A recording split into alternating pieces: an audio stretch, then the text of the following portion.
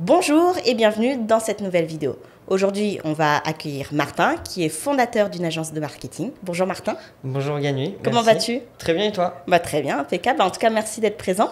Tu as un parcours qui est très complet, très particulier aussi, puisque tu fais partie, parmi toutes les personnes que j'ai invitées sur la chaîne, celui qui est resté le plus longtemps aux Émirats. T'expliqueras pourquoi. Et puis là, tu as lancé une agence marketing qui marche plutôt bien. Et tu vas nous raconter aussi comment ça se passe.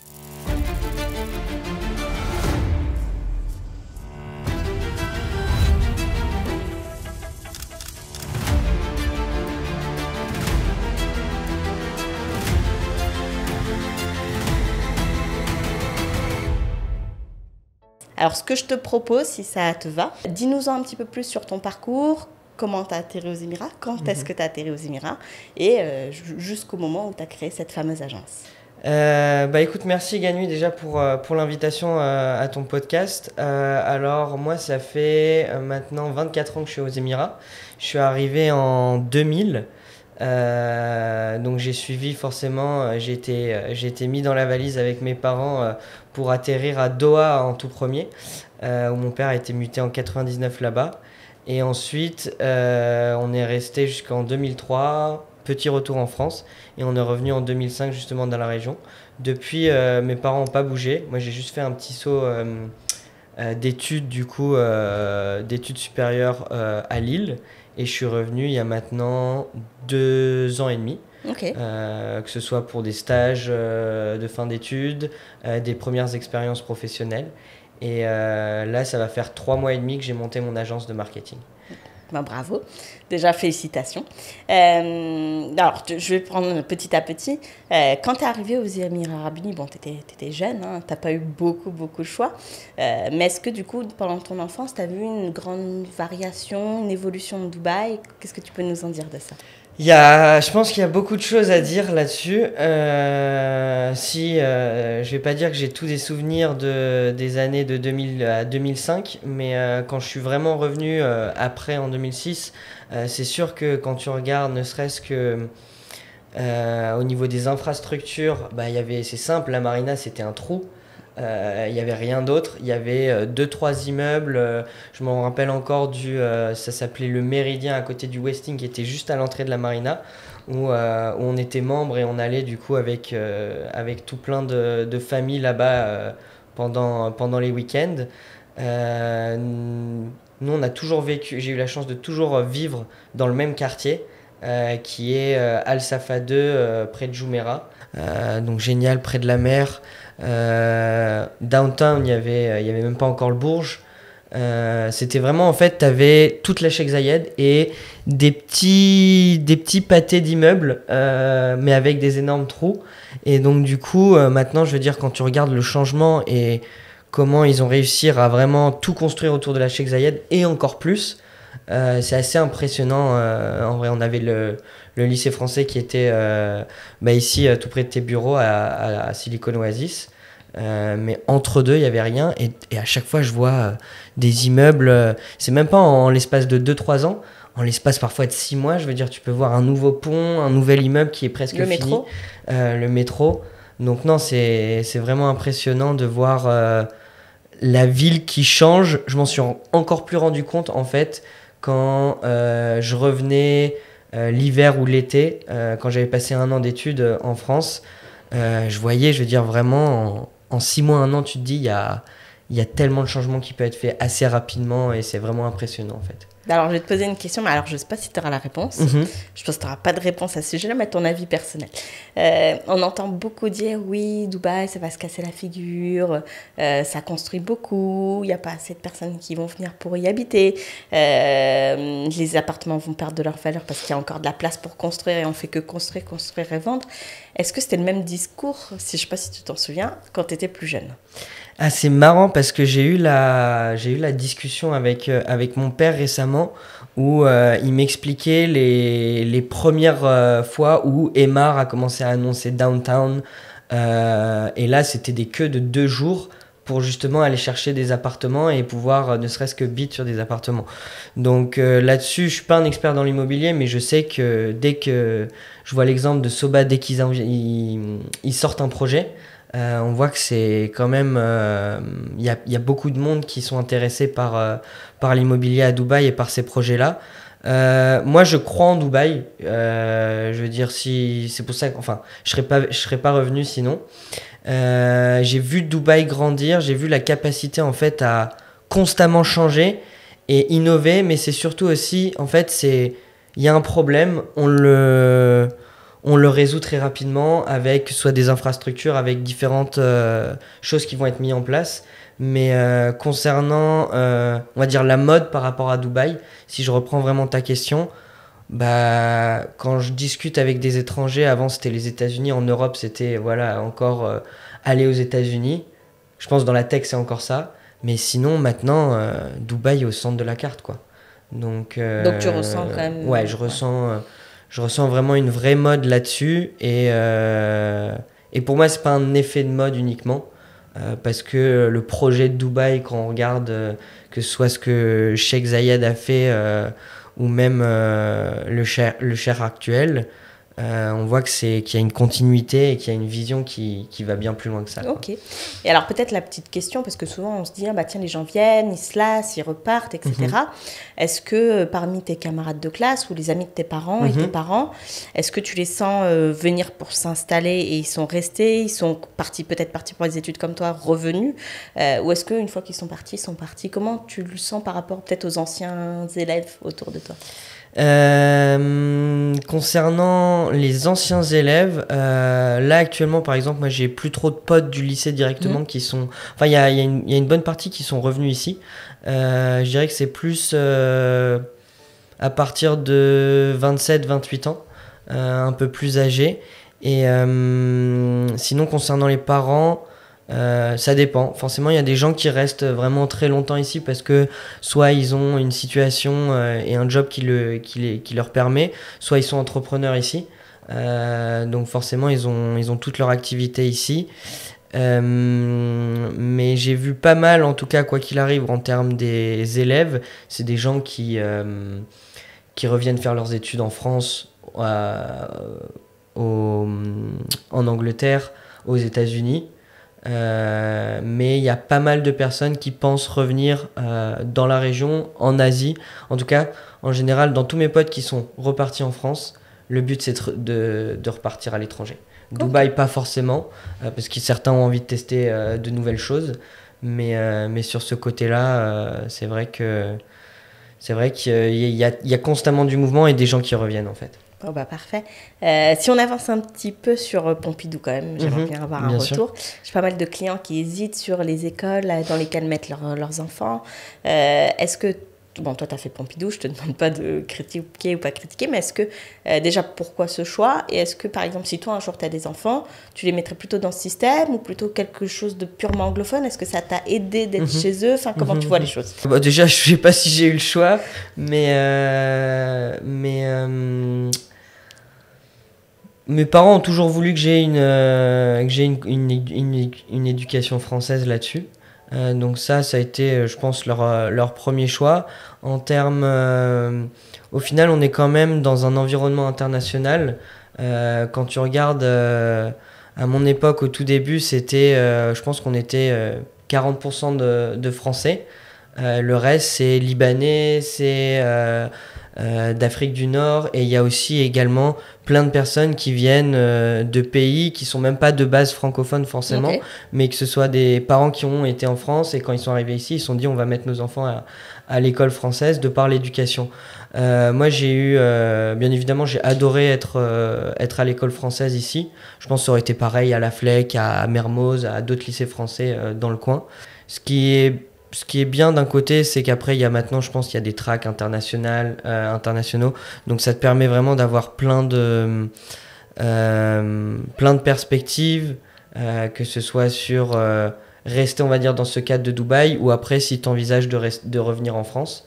Moi, je ne savais pas forcément. Au début, je voulais à tout prix faire des études en France. Au final, je suis revenu ici après mes études. Mais concernant... ma scolarité ici, j'en suis vraiment satisfait. Bien évidemment, c'est pas exactement similaire à un lycée français en France directement, parce que même moi, j'ai été diplômé en 2018, et avant ça, Pompidou, donc il y avait que les filiales générales. Donc du coup, peut-être pour des gens qui souhaitent aller dans des filières techniques, ben forcément c'est plus compliqué, ou alors ils doivent repartir en France. Donc sur ce point-là, je ne sais pas où ils en sont. Après, il y a eu la réforme du bac. Non, ils iront se renseigner. Hein, ouais, je pense. Mais ouais, après, de toute façon, de manière générale, aux Émirats, c'est plutôt des filières générales. Il n'y a pas tellement, parce que moi, on m'a déjà demandé, il n'y a pas tellement de filières professionnelles, d'apprentissage. Par exemple, on ne va pas avoir des espèces de rythmes d'alternance dès la fin du collège, comme on peut en trouver en France. Hein, j'ai jamais vu pour le moment. Et est-ce que sur l'apprentissage de l'anglais, tu t'es senti suffisamment poussé à Pompidou, ou est-ce que tu as dû compléter ailleurs? Comment ça s'est passé? Là-dessus, ce qu'il faut savoir, c'est que ce soit dans le lycée français, dans un système international, je parle pour les enfants qui hésitent peut-être ici, donc à partir de 5-6 ans, moi j'ai commencé l'anglais et l'arabe en CP. Donc ça veut dire à l'âge de 6 ans, on commence déjà à parler 3 langues. Et bien évidemment, l'anglais arrive plus facilement parce qu'après, il y a les activités extrascolaires. Donc j'étais amené à faire du tennis ou des activités sportives avec des gens qui ne sont pas forcément françaises, avec des personnes qui ne sont pas forcément françaises. Et donc là-dessus, je pense que c'est bien évidemment bon ici dans le lycée français. Faut aussi pousser ses enfants sûrement à avoir des activités ailleurs pour qu'ils puissent du coup pratiquer ces langues-là. Par exemple, l'arabe, j'avais pas d'amis émiratis avec qui je parlais directement arabe, ou alors tous parlent anglais. Et donc du coup, l'arabe, j'ai arrêté après moi en troisième, mais c'était un petit peu plus compliqué pour le parler vraiment et le comprendre. Je sais très bien l'écrire, je sais très bien le lire, mais malheureusement pour ce qui est le plus important au final dans une langue, le parler, c'est un petit peu plus compliqué. Ouais, mais ça se réveille, ça peut se réveiller. Ouais, c'est ce que j'essaye en tout cas de faire. Mais au niveau de l'anglais, le lycée français, franchement, en termes d'apprentissage, est très bon. Comme je disais, maintenant il y a même des sections internationales là-dessus. Après, ça dépend des préférences, on va dire. Je pense que j'ai eu des amis qui étaient dans des écoles internationales qui seraient peut-être pas faits pour le lycée français. Sur le côté, je connais pas les programmes exactement, mais je sais que en général, c'est ce qu'on dit souvent, c'est dans le système français, tu dois t'adapter au système, alors que dans le système international, parfois c'est aussi les profs qui s'adaptent aux étudiants et aux élèves directement. Donc, pour ceux qui sont moins académiques, je pense que c'est mieux quand même un lycée international ici. Ouais, après, ça reste un choix. Du moment qu'on a un diplôme, est-ce que... Parce que après, alors là, tu as monté ton agence, mais est-ce que tu avais tenté de postuler un petit peu aux Émirats avant ou pas du tout? Pas postuler, j'ai fait en fait à chaque fois, j'ai fait 2 stages ici, mais vraiment par le réseau. Donc j'ai pas eu... T'as pas eu à faire valoir le diplôme? Non. Et en plus, je postulais quand j'avais pas forcément encore un diplôme d'école de commerce, mais sinon... Non, j'ai pas eu affaire à me confronter par rapport à cette école pour le marché du travail ici. Ok. Et alors, parce que après ça, je me suis un peu renseignée, mais j'espère que mes renseignements sont bons. Après ça, tu as fait des études supérieures. Il me semble que tu as fait un semestre à l'étranger. Ouais. Est-ce que ça, tu peux nous en parler? Ouais, carrément. Du coup, comme je disais, j'ai été diplômé en 2018 du bac ici. Je voulais à tout prix retourner en France au début, même si on va dire quand j'avais 15 ans je pensais aller aux États-Unis, en Angleterre, etc. Mais j'ai très vite voulu me rattacher, tu vois, à la France. Donc du coup j'ai choisi une école de commerce IESEG à Lille, superbe ville étudiante, je veux dire assez petit, pas comme il y avait un campus à Paris. qui pouvait être aussi intéressant, mais j'ai préféré vraiment la proximité de Lille. Ma mère y a vécu, elle avait que du bien à me dire de cette ville. Et donc du coup, en 4e année d'école de commerce, en 2022, j'ai eu la chance de faire un échange universitaire en Inde. Plus précisément à Mumbai, dans une école qui s'appelle SP Jain. Et là, c'était génial. J'avais bien évidemment le choix entre différentes écoles. Moi, je voulais toujours aller vers l'Asie. Je sais qu'il y avait une belle mode, soit dans mon école et je pense dans les échanges en général, d'aller en Amérique du Sud ou aux États-Unis. Je sais pas si c'est mon espagnol qui a fait que, mais j'ai toujours été attiré en fait par l'Asie de par, je pense, la proximité qu'on avait avec l'Inde et tous les pays asiatiques. Est-ce qu'il y avait déjà beaucoup de population indienne, pakistanaise aux Émirats à l'époque? Ouais. Moi, j'avais que... l'occasion de faire que ce soit du foot ou alors du tennis avec des Indiens et des Pakistanais ici à Dubaï, ouais. Ouais, donc tu as peut-être eu aussi cette envie d'aller voir un peu leur culture. Mhm. Ok. Et alors, parce que du coup, je vais te poser une double question. Tu vis aux Émirats, tu grandis aux Émirats globalement. Est-ce que ça fait un choc d'aller en France? Est-ce qu'il y a un décalage par rapport à ce que tu connais? Et pareil ensuite en Inde. Ouais, très intéressant parce que je pense pour certains, la plupart, c'est l'inverse quand on arrive ici.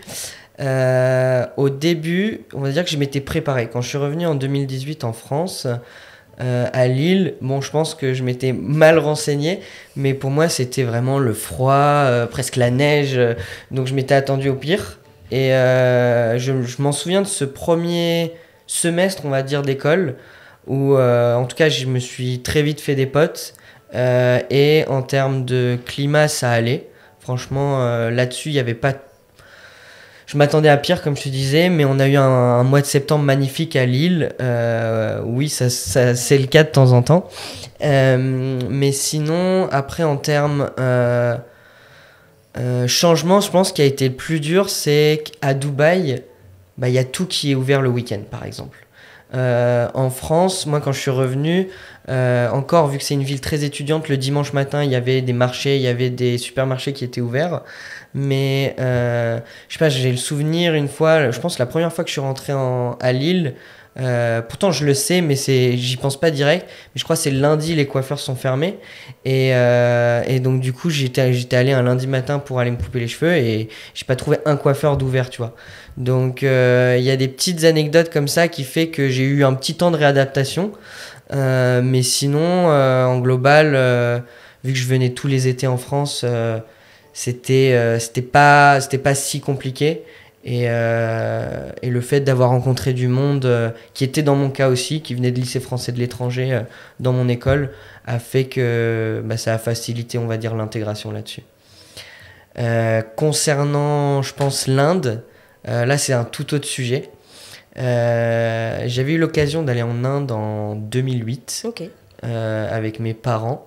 On avait fait Goa, qui est en fait une petite région au sud de Mumbai, qui est un ancien comptoir portugais, qui est connu pour pas mal pour la fête dernièrement, et aussi pour, on va dire, tout ce qui est un peu stage de yoga là-bas. Il y a aussi le Kerala dans le sud qui est intéressant pour ça. Et moi, ça m'avait intéressé en fait de revenir et de découvrir. Pourquoi j'avais choisi l'Inde en échange? Premièrement, je me suis dit, ils sont plus de, je sais pas exactement, mais 1 milliard et quelques. C'est le pays le plus peuplé du monde. En termes business, est-ce qu'il y a des opportunités pour des expats, pour des Européens? Donc forcément, il y avait l'école, mais vu qu'on était en échange universitaire en ligne du fait du Covid, on a pu voyager dans tout le sud de l'Inde.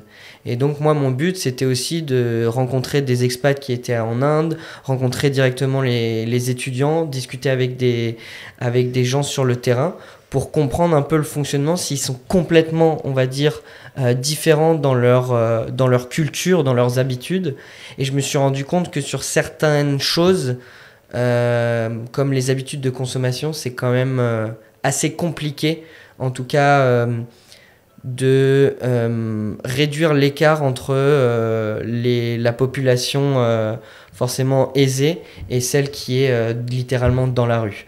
Parce qu'on a des paquets de chips à 3 roupies qui du coup forcément pousse à la consommation. Et donc quand un mendiant récolte une petite pièce ou un billet, bah forcément il va pouvoir directement aller acheter.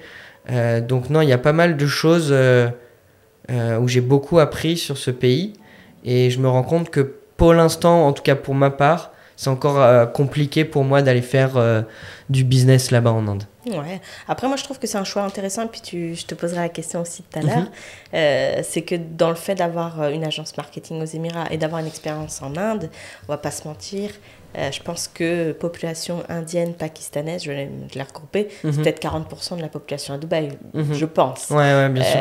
Donc, quand tu accompagnes des personnes qui peuvent avoir un service à proposer pour les Émirats en entier, c'est-à-dire pas juste réservé aux francophones ou pas adapté particulièrement, je sais pas, aux Britanniques. Ça peut être intéressant d'avoir quand même ce retour d'expérience et de savoir un petit peu. Enfin, tu me diras si tu as utilisé ça quand tu accompagnes des gens dans ton agence de marketing. Mais avant ça, j'avais une autre question. Donc, bon, du coup, tu as construit ton parcours comme ça.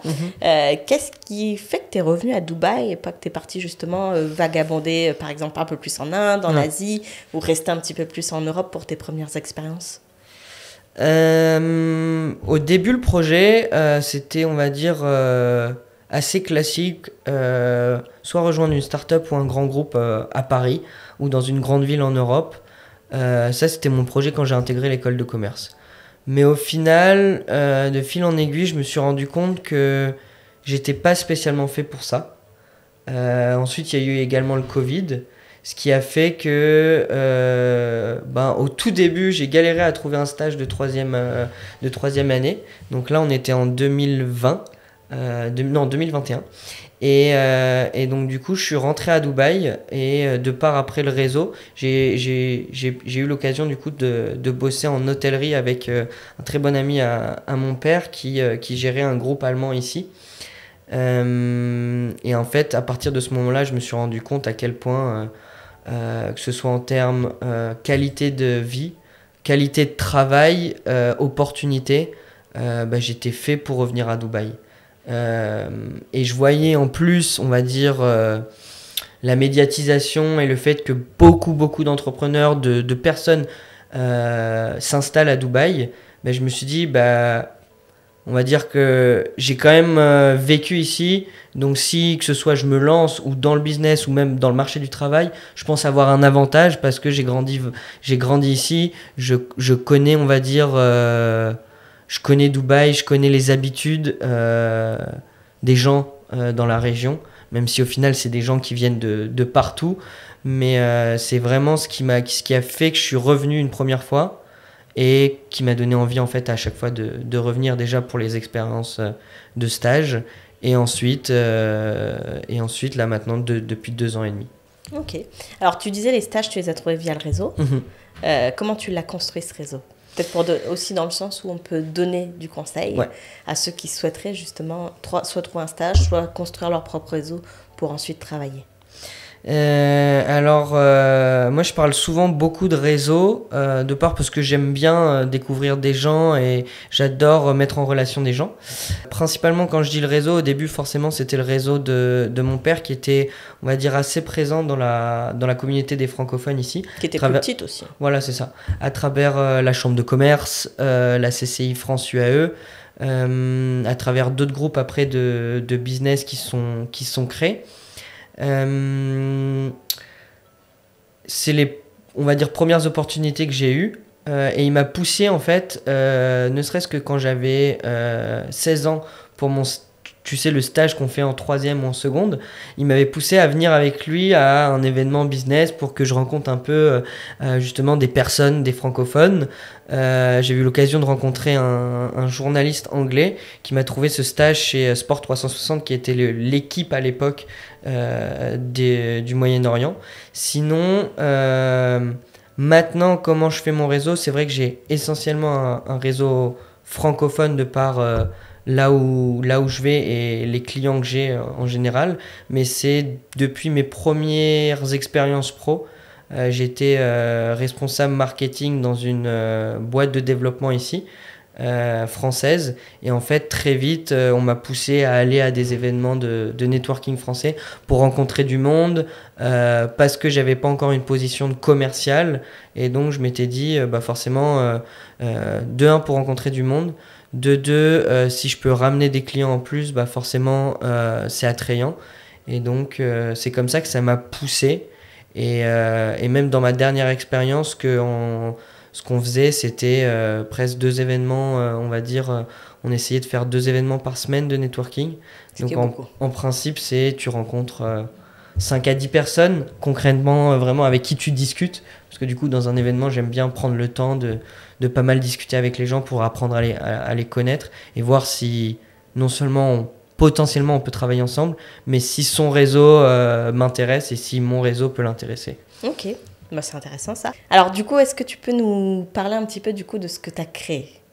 Ok, du coup là moi ça va faire 3 mois et demi que j'ai cofondé une agence de marketing digital qui s'appelle Anima. Donc le marketing digital forcément c'est très vague. Nous on est spécialisé sur tout ce qui est site internet et l'apport de trafic sur ces sites internet.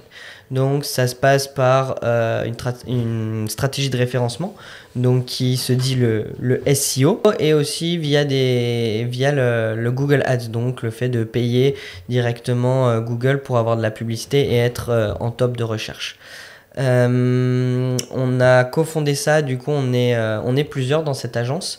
Il y a Hugo qui est mon meilleur ami d'école de commerce que j'ai ramené ici il y a 9 mois. On a toujours rêvé d'entreprendre ensemble et donc c'est chose faite là maintenant. Et on s'est associé aussi à un groupe, donc la Concorde Magazine, qui sont déjà venus. Ouais, qui est composé du coup de Ali, Florian et Augustin. Ali qui est venu sur la chaîne, donc ils connaissent. Alors du coup, pour quelle raison tu t'es associé à un organisme de presse? Alors premièrement parce qu'on s'entendait hyper bien, ne serait-ce que juste humainement. Et en fait, nous le but et la vision qu'on a d'Anima, c'est vraiment de l'emmener bien plus loin que juste une simple agence SEO. Et on s'est très vite accordé en fait sur cette vision qui, le but on va dire à long terme, c'est de pouvoir racheter progressivement des petites agences régionales en France et pour gagner progressivement en fait du terrain, que ce soit en France ou peut-être dans d'autres régions, mais se spécialiser vraiment sur la partie SEO et on va dire search en général, parce que le SEO n'est plus uniquement sur on va dire les moteurs de recherche, mais c'est vraiment une vision. Et c'est sur le fait d'être aligné et de constamment vibrer ensemble en fait. Ok, de toute façon je n'en doute pas, je vois un peu l'équipe que ça peut donner, ça doit être une équipe très très sympa. Donc là tu nous parlais d'acheter des petites agences régionales en France. Pourquoi en France, pas forcément aux Émirats? Parce qu'on a vu que dans le SEO, on va dire que beaucoup d'agences SEO, quand je regarde un peu plus le marché, sont en concurrence directement avec des agences qui font tout ce qui est ads. Alors qu'au final, c'est pas forcément le cas. On peut, pour tous mes clients, moi je leur conseille de faire les deux. Donc c'est-à-dire de faire à la fois une stratégie SEO qui a un but long terme et pour les ads, forcément avoir du testing et pouvoir avoir des résultats directs. Et pourquoi acheter des agences régionales en France? La vision, c'était que nous, on a un système qu'on est en train de mettre en place qui est vraiment très basé sur un process hyper bien rodé de A à Z.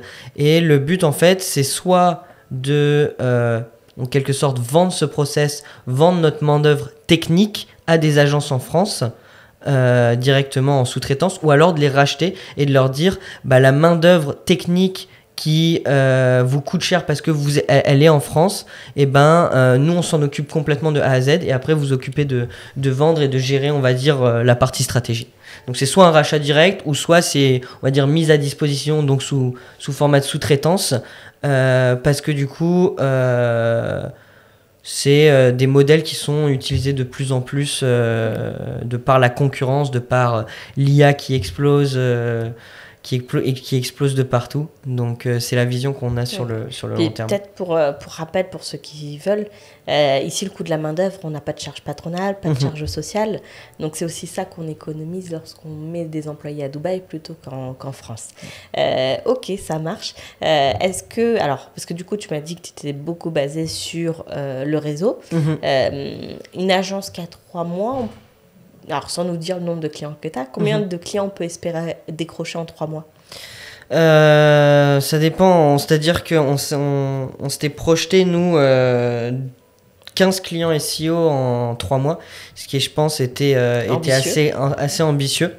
On a fait un événement de lancement où on voulait que ce soit un assez grand levier c'était fin mars, ou non, fin mars, ça date déjà. Et là, maintenant, actuellement, on est à 13 clients. Pas uniquement SEO, parce que du coup, forcément, on a dû prendre de la création de sites internet, parce que nous, la vision qu'on a, c'est on ne fait pas que des sites, mais le but, c'est d'apporter du trafic sur ces sites-là. Donc, en 3 mois et demi, on est à 12-13 clients. On a 4 clients récurrents là maintenant. On va dire c'est à la fois le modèle moi qui m'a tiré long terme d'agence SEO, et c'est le modèle récurrent qui te permet d'avoir une vision sur ton chiffre d'affaires justement, et le but c'est de travailler bien pour que ton client reste et qu'il ait des résultats pour qu'il te recommande de plus en plus. Bien sûr. Alors déjà, de toute façon, c'était ambitieux comme objectif, mais c'est beaucoup ce que vous avez déjà fait. Et puis en plus, vous allez s'en lancer ça fin mars. La période de l'été, c'est peut-être pas la plus dynamique non plus, donc je pense qu'à la rentrée, ça sera un petit peu différent. Ouais, c'est vrai que la période, on va dire, été à Dubaï se calme pas mal pour à la fois les gros groupes et les plus petites boîtes. Néanmoins, sur la partie marketing, c'est quelque chose que j'ai remarqué depuis 2 ans et demi que je bosse dans ce domaine-là. C'est que les gens n'ont pas le temps pendant l'année. Et pendant l'été, en général, vu que l'activité se calme, c'est là où ils sont plus à même de travailler les sujets un peu plus qui sont liés au marketing, qui délaissent. Et donc, même moi, ça m'est arrivé dans des précédentes expériences d'avoir carrément de proposer des rendez-vous en physique à Dubaï pour les gens qui sont présents, et plus facilement avoir des oui, et du coup pouvoir prendre le temps avec le prospect, le client, pour vraiment comprendre et le rediriger vers s'il a besoin de réellement du SEO, de l'ADS, si c'est même en physique via un magazine. Tu vois, nous le but c'est de prendre le temps de comprendre le besoin, comprendre le business, et ensuite de le rediriger vers la chose, vers les canaux qui sont les plus adaptés pour lui. Bien sûr. Peut-être petite question, je retourne sur l'événement que tu as organisé. Quel est ton retour d'expérience par rapport à ça? Est-ce que créer un événement, c'est une bonne idée pour un lancement? Est-ce que ça a été peut-être rentable? J'ai vu qu'il y avait du monde qui est venu, donc je vais répondre toute seule. Il y a du monde qui est venu. Est-ce que ça a été compliqué de faire venir du monde? Comment c'est d'organiser un événement à Dubaï? Alors oui, ça a été rentable déjà premièrement. Ça c'était un des buts les plus importants. Comment c'est d'organiser cet événement? Déjà, comme je l'ai dit, on n'est pas tout seul dans cette agence, donc on a la chance d'être 5. On était vraiment 5 à temps plein sur cet événement, parce que c'était je m'en suis vraiment rendu compte, je pense, les 6 heures avant, parce que du coup, j'ai eu l'occasion de parler devant plus de 120 personnes, ça ne m'était pas arrivé avant, mais de me rendre compte que c'est maintenant ou jamais, quoi. C'est maintenant ou jamais, tu as 120 personnes, faut que tu leur montres qui t'es, et pourquoi tu es bon, et pourquoi il faut qu'ils te choisissent pour des stratégies marketing. Et donc, il y avait déjà cette première pression. Ensuite, pour la création de l'événement, c'était qu'est-ce qu'on a envie d'apporter en lancement. On n'avait pas envie de faire un lancement, on va dire, classique là-dessus, et juste présenter l'équipe, l'agence. Nous, on a fait un format où au final, on a invité les gens, c'était pendant la période de Ramadan. Donc du coup, on avait fait un iftar, c'était à Blue Waters, au Porsche Café. que Augustin nous avait trouvé en faisant, on va dire, pendant une semaine, je pense qu'il avait fait 10 ou vingtaine de cafés. Mais on avait fait un format avec Iftar au tout début et après on a fait une conférence de 45 minutes, 1 heure où j'ai eu l'occasion de présenter, on va dire, notre vision du SEO, pas tant l'agence mais pourquoi le SEO pourquoi le SEO est à prendre en compte dans toute stratégie, on va dire, marketing global. Et on a eu aussi l'occasion d'avoir des invités, que ce soit des partenaires ou des amis, pour aussi présenter et, on va dire, mettre en valeur l'agence et notre réseau. Ok. Et alors, autre question, parce qu'on dit souvent le cordonnier le plus mal chaussé. Comment, parce que là, j'imagine que vous avez créé votre site, etc. Comment vous faites pour vous-même ? Nous, du coup, au lancement, ce qu'on avait fait, on voulait à tout prix avoir ce qu'on appelle une landing page. Donc, c'est clairement juste une page qui présente l'agence, notre service et, on va dire, notre promesse. Ce qui était le cas parce qu'on avait fait on avait fait un soft launch mi-mars. Mi-fin mars, 2 semaines avant le grand événement de lancement où là on avait invité juste nos amis au bureau et on voulait avoir une première présentation, on va dire, de l'agence et donc le site internet live. Il est encore actuellement il est encore en ligne. Maintenant nous on est en train de travailler justement sur toute une stratégie pour mettre en place une stratégie SEO parce qu'on voit long terme premièrement et parce que on estime qu'il faut pas mal bosser là-dessus et ça va nous permettre ensuite de diversifier nos canaux d'acquisition pour forcément le SEO. Non, pas parfait. Quelle est on va dire, ta vision globale, on va dire pas que de l'agence? Comment tu te vois grandir à Dubaï? Comment tu te sens de faire les choses? Est-ce que tu prévois peut-être de faire un retour en France, manager les agences que tu aurais pu acheter à ce moment-là? Comment tu vois l'avenir? Comment je vois l'avenir? C'est une super bonne question. En général, je suis pas trop une personne qui me projette tant dans le futur. Je suis assez terre à terre au jour le jour. Je pense pas que je me vois plus de 10 ans à Dubaï encore. Après, c'est peut-être... on verra dans 10 ans si on reprend cette phrase-là. Mais je me vois bien bouger. J'adore l'Asie. J'ai eu l'occasion d'aller en Inde déjà. En retour en France, je pense pas. Parce que j'ai eu la chance d'être expat dès le plus jeune âge. Et je vais dire... c'est pas du tout contre la France parce que j'adore mon pays. Je suis très fier de la France et je véhicule à chaque fois des valeurs de la France à l'étranger qui m'y sont propres. Mais je pense que c'est d'explorer à horizon 5 à 10 ans quand je pense que j'aurai une situation, on va dire, ce serait un peu plus stable déjà, de pouvoir un peu explorer d'autres pays et voir si on peut amener... Anima, je sais pas, en Chine, en Asie, et quitte à même faire ça après peut-être en Amérique du Sud. Mais en tout cas, en retour en France, non, je pense pas. Concernant les agences, bien évidemment, c'est une vision qu'on a en tête, qui est long terme, mais qu'on a envie de mettre en place parce qu'on pense vraiment pouvoir apporter à ces agences. Et nous, avec le système qu'on a mis en place, que ce soit les équipes et les process, sûrement des allers-retours de temps en temps. Donc, comme je dis, là, ça fait uniquement 3 mois. Donc, je sais pas où je serai même dans 6 mois, dans 1 an.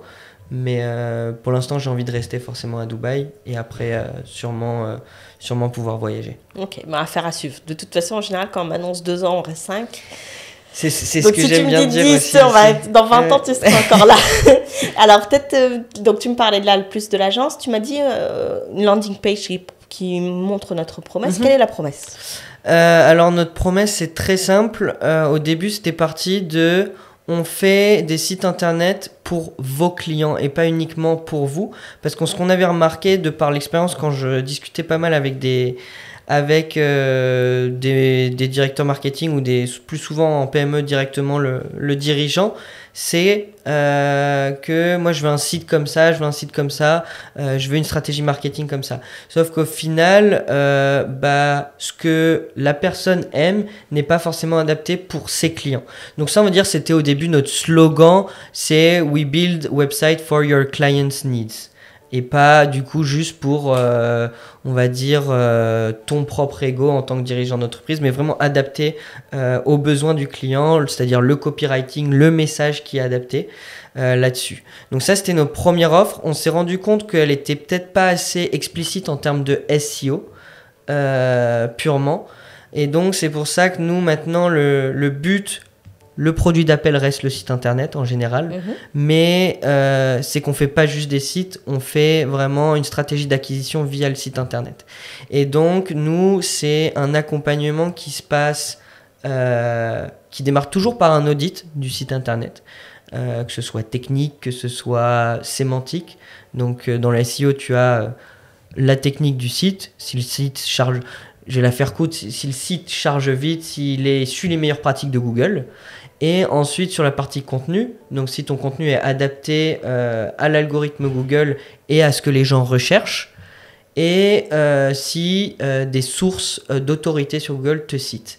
Et donc, nous, on va faire un audit de ces 3 piliers-là pour voir où tu en es, où tu te situes, si ça nécessite une mise à jour, on va dire déjà technique, ou même une refonte complète du site internet, parce que parfois, je veux dire, ce qu'on appelle faire du inverse engineering, et donc du coup on doit repasser sur le site, comprendre comment ça a été fait et ensuite faire des modifications. Vaut mieux repartir d'une feuille blanche parfois. Donc ça démarre par un audit, et ensuite c'est du coup en fonction mise à jour technique qui est en général pris en compte le premier mois ou jusqu'à 2 mois pour une refonte complète. Et ensuite, on va démarrer par vraiment une stratégie SEO qui, encore une fois, basée sur ces 3 piliers, sur la sémantique. Donc, typiquement, on va avoir une liste de mots-clés qu'on a envie de cibler, que ce soit à travers de la création de contenu ou alors, je pourrais appeler le 3e pilier qui est l'autorité. En fait, c'est comme de la relation presse, mais c'est de la relation presse digitalisée. Donc, pour un resto, par exemple, un resto italien, enfin un resto à Dubaï, le but, s'il veut améliorer son référencement et être cité par plus de sources, faut qu'il soit présent sur des time-out, sur des plein de médias qui sont en lien forcément avec la restauration, les activités à faire à Dubaï. Qui sont reconnus comme sérieux. Ouais, c'est ça. Ok. C'est ça. Alors peut-être, autre question quand peut-être on te pose ou que les clients te posent. Là, tu me dis, oui, on commence la stratégie par le site, ce qui est plutôt logique.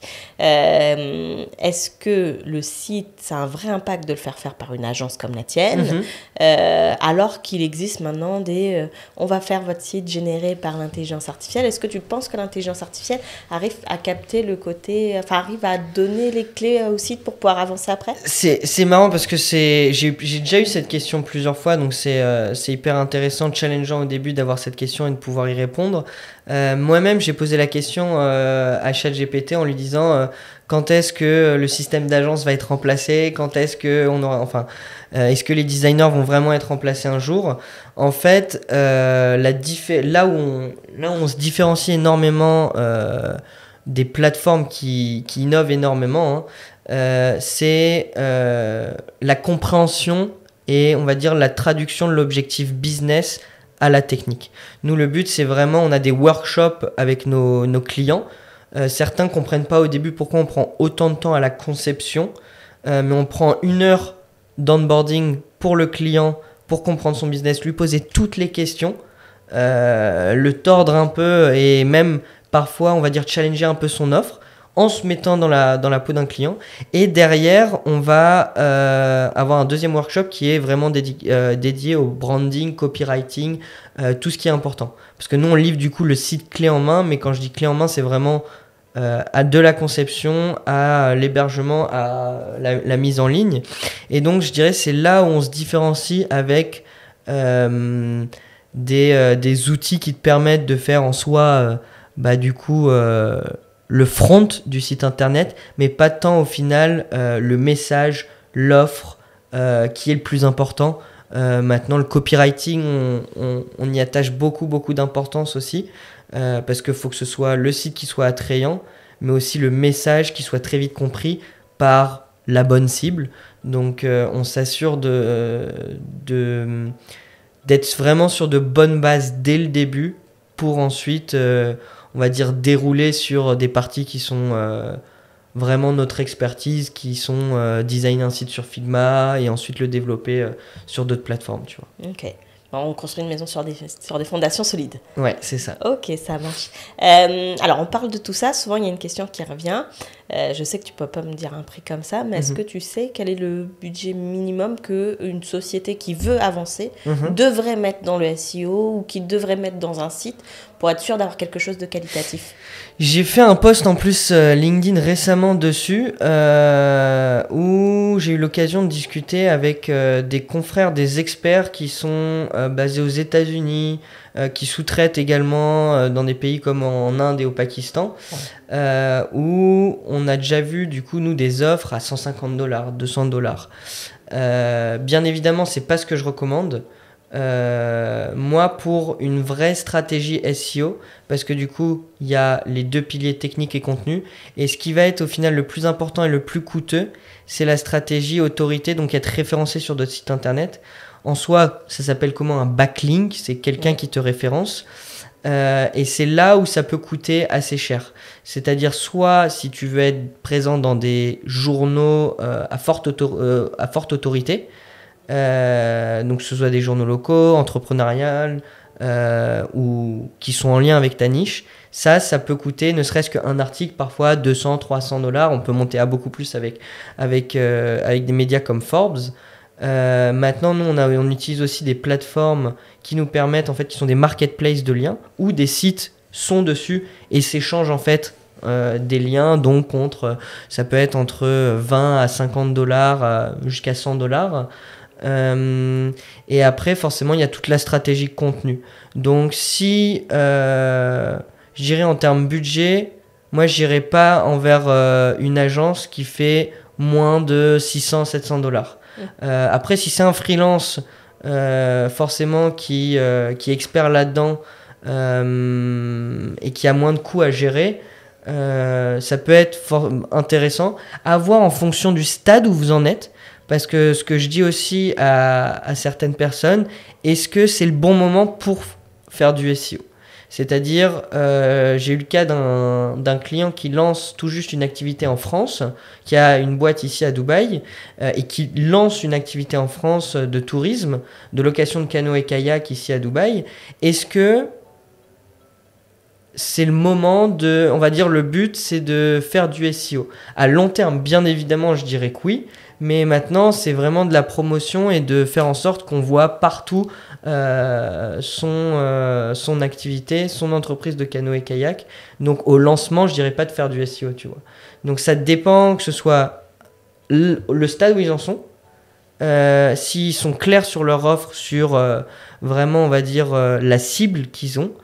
Et derrière, on va voir et faire en sorte d'adapter, que ce soit... on va dire notre travail, je dirais pas directement à leur budget parce qu'on a des packages qui sont prédéfinis, qui démarrent à partir de 1 000 € jusqu'à 4 000 € par mois. Et à chaque fois, dans ces packages-là, nous, on a 20% qui sont alloués directement au backlink. Donc, on va vous mettre en contact avec des médias ou alors on est sur des plateformes justement qui sont connues dans le milieu du SEO pour obtenir des backlinks à droite à gauche sur des sites internet. Bon, c'est très bien, c'est très clair. Quelqu'un qui veut, parce que j'espère qu'il ne se passe pas sur une vidéo YouTube pour savoir s'il fait appel à toi, quelqu'un qui veut une consultation, qui veut justement une inspection entre guillemets de son site, comment il peut t'atteindre? Est-ce que c'est payant? Comment ça se passe pour un onboarding? Ok, comme je disais, tout commence par un audit. Nous, on est habitué à la fois à faire donc un audit qui est technique sur le site internet où on va littéralement copier-coller le lien, le mettre sur des outils qui nous permettent d'avoir la vitesse et comment il est fait techniquement. Ça, on va dire, c'est peut-être des choses qui parlent moins aux personnes qui sont pas dans cette industrie. Moi, ce que je fais, c'est qu'on fait des audits vidéo via Loom directement, où en fait, on va passer en revue votre site internet en se mettant dans la peau d'un visiteur, d'un potentiel client, et de voir si le message est compris, si c'est responsive sur téléphone. On va dire ça va durer entre 5 et 10 minutes, et je vais passer en revue le site internet de la page d'accueil à différentes pages qui ont un fort intérêt à être comprises en fait par la cible. Donc que ce soit, je dis souvent le premier point le plus important, c'est ce qu'on appelle l'hero banner, c'est la première partie du site internet, il faut qu'il y ait 3 points. Il faut qu'en quelques secondes on comprenne l'offre, pour qui elle est, que ce soit attrayant visuellement et qu'on ait un bouton d'appel à l'action qui permet de rediriger directement vers l'action qu'on souhaite que l'utilisateur fasse. Comme prendre un rendez-vous. Voilà, c'est ça. Donc non, c'est tout à fait gratuit. Nous, on essaye d'apporter au maximum de la valeur, au moins pour qu'ils comprennent ici. Parce que forcément, quand on connaît son business, on voit son site, on se met pas forcément dans la peau de quelqu'un qui n'est pas dans ce milieu. Donc c'est assez important de pouvoir leur offrir ça en fait directement. Bon, c'est impeccable. Alors peut-être une question qui va aider aussi pas mal de personnes qui vont regarder et qui vont finir, j'espère, de les convaincre de ta compétence et de ton expertise. La grande erreur que tout le monde fait. C'est une très bonne question. Il y en a plusieurs. Moi déjà, c'est le choix de l'agence. Je vais pas vous dire forcément partez avec moi. Le but c'est que vous ayez confiance à fond avec l'agence avec laquelle vous travaillez. Donc premièrement, il y a ça, que ce soit les process qui sont mis en place, la communication. Forcément, on regarde souvent le budget, mais je pense que c'est au final, le résultat final, chaque agence est capable, on va dire, d'avoir un résultat qui est similaire au final à un site internet. Après, d'apporter du trafic, ça c'est une autre question, mais c'est vraiment sur tout le process qui est que on est satisfait de son site internet, et c'est ce qu'on voulait à la fin. Donc ça, je dirais, c'est le choix de l'agence qui est souvent une erreur, où les gens parfois vont aller regarder forcément ici le prix, parce que à Dubaï, on est en concurrence avec des marchés qui cassent énormément les prix. Donc j'ai déjà vu, oui, des 1000 dirhams pour faire des sites internet. Donc forcément, après, j'ai déjà eu le cas avec un client qui est revenu directement 2 mois après en me disant malheureusement, j'ai mis un peu plus en plus que 1000 dirhams, mais du coup, ce qui fait que j'ai moins de budget. Et en plus, je suis dans ma timeline, je suis un peu plus réduit, et donc j'ai besoin d'un site internet qui soit correct, avec moins de budget et dans moins de temps. Donc forcément, je dirais que le choix, c'est en quelque sorte un conseil. C'est pas forcément une des plus grosses erreurs que j'ai vues, mais je sais que c'est des erreurs communes quand on choisit un prestataire de service en général, ou quand on va bosser avec des agences. Je vois la même chose en création de société, donc ça te rassure. Si tu as un conseil pour un entrepreneur qui se lance à Dubaï? Oula, moi ça va faire 3 mois que j'entreprends. Ici, j'ai eu la chance, on va dire, de connaître pas mal le milieu avant d'entreprendre. Si j'ai un conseil, je dirais que c'est la chose la plus importante, et c'est ce qu'on s'est rendu compte et qu'on est en train de beaucoup plus mettre en place, comme je te disais, c'est qu'il faut aller confronter son marché énormément. Il faut aller confronter son marché. J'ai parlé d'un positionnement qu'on avait nous en B2C. Au final, on confronte notre marché. On a pas mal de boîtes qui sont intéressées en B2B. Est-ce qu'on sera dans 1 an une boîte de SEO qui est dans du B2C, B2B? Est-ce que demain, j'ai 5 clients dans le healthcare, je vais me spécialiser en marketing dans le healthcare? Moi, c'est vraiment aller confronter le marché, qui au final, on va pouvoir peut-être même voir où le marché va nous mener. Donc je dirais que le plus important, c'est passer à l'action, aller rencontrer des gens, confronter énormément le marché, et pas compter uniquement sur le réseau. Comme ce qu'on a pu faire nous. Au moins, ça nous a réussi sur, on va dire, les premiers clients. Mais c'est vraiment d'aller contacter un maximum de personnes, que ce soit sur LinkedIn, sur différents canaux, pour tester l'offre, passer à l'action, essayer de vendre. Je vais pas dire de faire des choses gratuites parce que j'ai vu avec des entrepreneurs ça marchait et d'autres ça marchait moins. Mais je dirais vraiment le but c'est de confronter au maximum son marché, son offre, voir si ça matche bien. Ok, est-ce que c'est ce que tu fais via les posts LinkedIn de Jean-Marc, tu es très actif ou est-ce que c'est plutôt quelque chose que tu fais pour d'autres raisons? Moi, je me suis fixé très simple avec mon associé, Hugo, de faire au minimum 2 posts LinkedIn par mois. Au final, on a pas mal discuté avec des gens qui font ça, qui sont fait accompagner par des programmes d'entrepreneurs pour scaler, etc. Et on se rend compte que l'effort qu'on met pour l'instant, nous, dans des posts LinkedIn, fait pas que j'ai du lead inbound directement qui vient via LinkedIn. C'est pas forcément mon but, mais mon but c'est toujours en fait stay on top of mind de tes cibles, de tes prospects, de ton réseau, pour qu'en fait au moins 2 fois par semaine ils aient l'occasion de me voir dans leur feed, ce qui veut dire que demain ils ont une discussion avec quelqu'un qui veut une stratégie SEO, qui a un problème sur son site internet, et ils pensent à moi. Donc que ce soit en fait c'est une façon d'animer en fait aussi mon réseau, de pouvoir essayer d'apporter de la valeur forcément à des personnes. Alors, un petit peu comme à tout le monde, je vais te poser 2 questions finales. Première question, tu m'en as déjà un petit peu parlé, mais quel est ton positionnement par rapport à l'intelligence artificielle ? Personnel, pas celui de ChatGPT, mais du coup par rapport à ça, parce que du coup tu viens de lancer l'agence marketing, tu aurais pu te dire, bon, est-ce que ça sert vraiment à ce que je la lance ? Parce que beaucoup de gens maintenant font appel à ChatGPT, ce qui n'est pas une source, je rappelle, parce que moi parfois on m'envoie un message en disant, ChatGPT m'a dit que ma société ça, alors que pas du tout. Mais qu'est-ce que tu en as pensé quand tu t'es lancé ?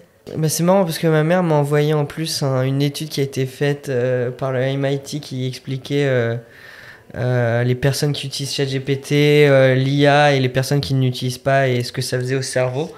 Donc bon, à voir vraiment à long terme ce que ça peut faire. Mais en soi, moi je trouve ça fascinant. Mon but bien évidemment c'est de constamment s'adapter à l'intelligence artificielle. Je vais pas dire à des personnes que toutes les plateformes qui sont utilisées pour faire des sites internet assez rapidement, les testez pas. Non, au contraire, justement, faut tester et voir ce qui marche pas, ce qui marche. Et au final, ce qui fait notre valeur ajoutée. C'est très bien. Moi, je suis de nature comme ça, c'est-à-dire on va me dire un truc, je vais le tester, je vais voir. Et si vraiment, au final, je sens que je peux pas, je vais revenir vers toi parce que tu as la solution pour mon business. Donc, ça, c'est par rapport, on va dire, site et SEO. Nous, on utilise énormément l'intelligence artificielle, que ce soit pour de la création de contenu pour nous, pour nos clients via le copywriting des sites internet. Je sais que le SEO, les gens voient ça pas mal avec les articles de blog. Il n'y a pas que ça, mais nous, on l'utilise en fait dans tout ce qui est la veille, la recherche. On a des outils qui analysent beaucoup en fait les intentions de recherche sur plus de 2000-3000 recherches, tu vois, des mots-clés. Et donc, ça nous permet forcément d'améliorer et de faciliter le travail de nos consultants à ce sujet-là. Donc, on va dire que j'en ai pas peur. Moi, mon but, c'est vraiment de constamment l'intégrer à nos process, à la mentalité aussi des futurs employés qu'on va prendre dans la boîte. Faciliter la vie, accélérer le travail, un petit peu comme toute nouvelle technologie qui a été introduite dans le monde. L'adopter pour pas se faire manger, entre guillemets. Ah oui, c'est clair. Et au final, que ce soit pour les PME, je pense que c'est tellement accessible comparé à... J'en discutais avec mon père il y a 15-20 ans quand on parlait de digitalisation. Je pense que en termes coût, c'était un peu plus compliqué. Là maintenant, avec l'IA, la vitesse à laquelle ça va, et je veux dire, un abonnement ChatGPT, c'est 20 et quelques dollars par mois. C'est atteignable pour beaucoup de business. Ouais. Et j'ai entendu que les Émirats voudraient offrir alors on va voir ce qu'il en est, un abonnement à chaque résident aux Émirats. Mais effectivement, c'est plus tu le vois plus comme un outil qu'une concurrence, quoi. Ah oui, bien sûr. Je veux dire, ça, je l'ai passé depuis longtemps. Outil, parfois même conseillé. Je veux dire, j'ai testé 2-3 prompts qui vraiment littéralement me remettent en place mon business parfois en lui disant Agi, tu as 180 QI, tu es honnête, direct. Je lui donne un peu ce que j'ai fait depuis 2 mois dans mon business. Et là, il me dit ça va pas, faut que tu fasses ça. J'aime bien l'utiliser pour des actions concrètes, donner un plan d'action, tu vois, des choses comme ça. Également, pour la création de contenu, j'utilise d'autres aussi moteurs de recherche, je teste constamment un peu, tu vois. Ok, ça marche. Je pense que c'est une bonne approche. On verra avec le temps. Ouais. Si on a tous eu tort d'introduire l'intelligence artificielle dans les entreprises, on verra ça avec le temps. Justement, en parlant de temps, ma question que je pose à tout le monde, c'est qu'est-ce que je te souhaite pour l'avenir ? Pour l'avenir, ouais, ça c'est une très belle question. Forcément, moi je dirais le plus important c'est la santé, la réussite. Pour le business, nous le plus important au final, ce qu'on s'est dit avec nos associés, c'est de réussir dans ce qu'on fait, mais c'est surtout de constamment être aligné.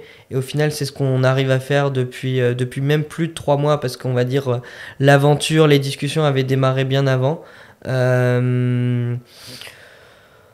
C'est une question auquel je m'étais peut-être pas préparé, mais ouais, c'est très simple. Enfin, c'est réussite, santé. Moi, tant que mes relations vont bien, tant que je suis content dans ce que je fais et que je suis bien entouré, je dirais que c'est quelque chose qui est déjà bien. Bon, bah c'est parfait. Je te laisserai m'envoyer tous les liens, tous les éléments pour qu'on puisse prendre contact avec toi. Est-ce que tu as un espèce de calendrier où les gens peuvent... comment ça se passe ? Là, actuellement, non, je n'ai pas spécialement un calendrier. On peut prendre via mon lien Google Calendar directement. Je suis joignable sur WhatsApp et LinkedIn pas mal aussi. Bah, tu me donneras ce qu'il te faut pour le mettre en description. Moi, je vous encourage vitement à prendre contact avec Martin. De toute façon, c'est sans engagement. Donc, en soi, soit tu convaincs, soit tu convaincs pas. Tu avais dit quelque chose de très juste sur le fait d'avoir confiance. Et je pense que la confiance, ça passe par un premier échange. Donc, faut tester. Ouais. Après, il faut voir si le courant passe. Mais en tout cas, moi, j'ai vu ton sérieux depuis un petit moment. On se connaît depuis plus longtemps que cette vidéo-là. Donc, c'est pour ça que j'ai pas de mal à te recommander. Et puis, sur ce, je vous souhaite le meilleur. Puis, on se dit à très vite dans une prochaine vidéo. Merci, Ganui. À bientôt. Au revoir. Bientôt. Concrétisez votre projet de société aux Émirats Arabes Unis en prenant rendez-vous avec nous dès maintenant.